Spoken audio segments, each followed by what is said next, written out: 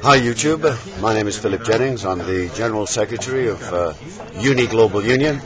I'm here at Davos this year with the trade union delegation to put workers' issues at the forefront of the agenda. Very often the problems of working people and the problems they have in their daily working lives is often forgotten here in the discussion. So what we do is to try and bring an alternative voice to the discussions which are taking place. The world of globalization is not working for working people. 1 in 2 people at work are now in vulnerable employment.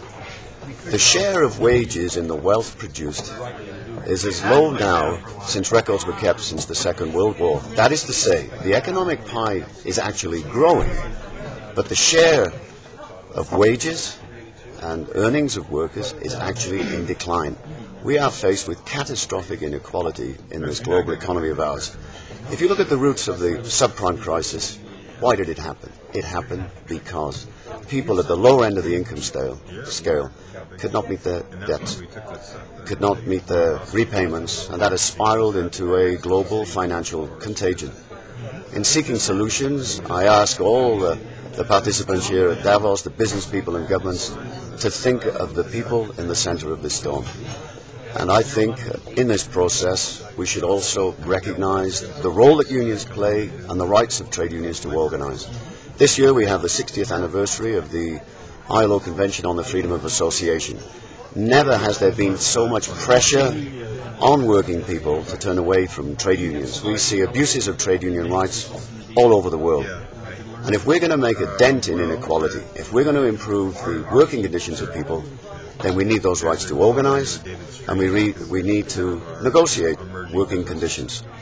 You defeat inequality by a fair bargain, and a fair bargain has to be done with strong social partners and a strong trade union movement.